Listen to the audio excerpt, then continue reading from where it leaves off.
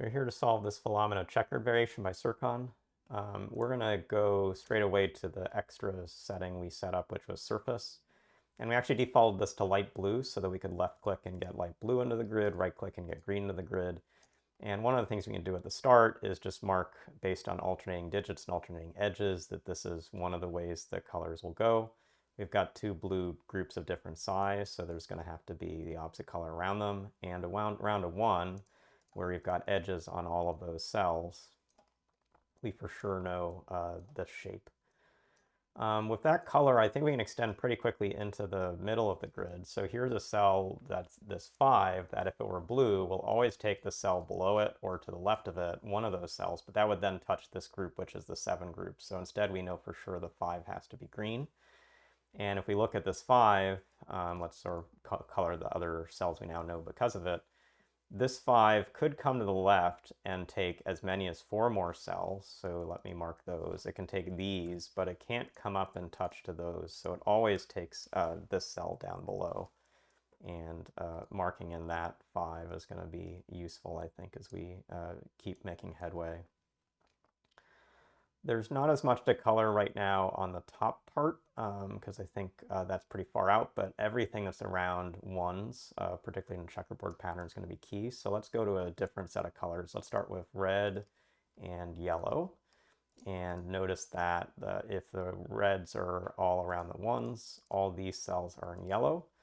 And here we can come back to our coloring of the 4, and the 4 is in blue, and the 4 will always take this cell to the right or below it to extend out, so it's going to be touching the 18, which means that the 4 has to be red to not be yellow, and in doing that we can get the same color we had on the left side of the grid now into the right side of the grid. That includes things like we know these edges for sure. We know some of this. This 5 and this 18 don't want to be touching, so we actually complete what we had marked as the potential shape for this, which is where the 5 comes like this. And going back to our colors, the 5 comes in, these cells are blue, these are green, the 4 and 6 are blue. Notice this blue cell doesn't want to extend further because it would join to a 4 and 2 group, so it's a singleton 1, and the 2 is going to take a single cell. Here's a hidden polyomino that's not size 1 or 2. It's going to be growing further out, and so it's going to be 3 or larger. And we'll just mark that by coloring in some of the cells. This 4 has to extend further up, and for right now, I think that's an okay stage for the grid to be in. This 5, which is finished, forces a blue cell just to its left. We've got a few options now for the 4.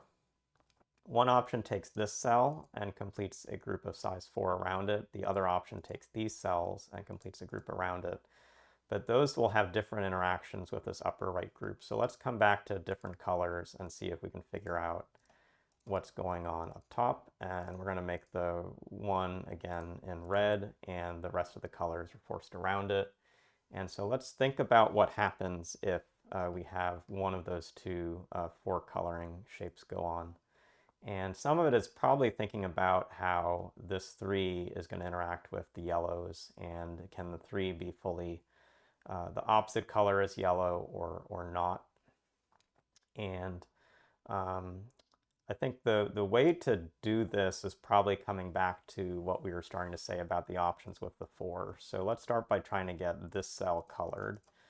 And the way to think about that is that we have 2 ways the 4 fills in. It fills in this cell, which makes this cell green, which means this 3 and this 18 dodge, and that's blue. And the other way this goes is where the blue doesn't take this cell, but takes these cells, and again, this cell is blue. And so the one thing I can say for sure based on this kind of checkerboarding and this 18 and 3 staying apart is that there's an edge between these cells, and this top one is blue, which means this cell is green, which means this is blue, and this is blue, and this is now touching to an 8 clue, which gives us a full coloring of these. So we can mark some of the edges we know, but let's be careful in doing this. For instance, this can be a 1 or a 4, so I can't mark more around it yet. And we do know sort of these limits. So I've got where this is another 5, this is part of a 6 cell. I've got to take 2 more cells around this 8, and I always take at least this cell or some of these, but what that means is that this 6 can only go as far right as this before it's going to be pinched off. So I've got 4, 5, 6. That means this 5 can take this cell. This blue comes up here. That forces in a singleton to dodge these. The blue does take just what it can. The 8 takes these. And let me just mark in the edges while we're finishing those, but those all look valid. We've got a 3 hidden shape, which is not touching anything of similar size. We've got these coming through. This cell coming in will finish a 4 group, which will put these into the grid. We're going to have blue, blue, blue, blue around those edges. This is too large a blue group to be near that 3, so this 3 comes down. Forms this. This is 3, 1, and potentially 1, or it could be a big group of 5. And I guess 1 with 1 is no good, so this is a group with 5. This 4 is going to have to come down, and in coming down, it forces these to be blue.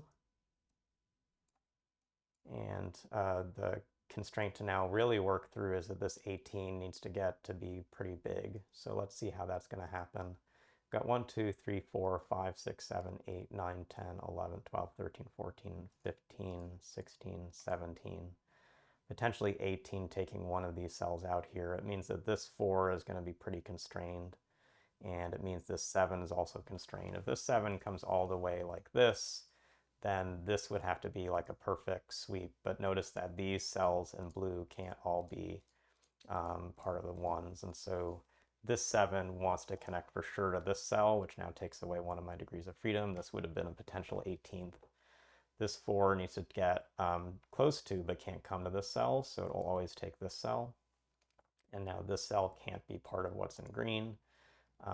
That still looks okay. We've got 6 here, so this becomes green, this becomes blue.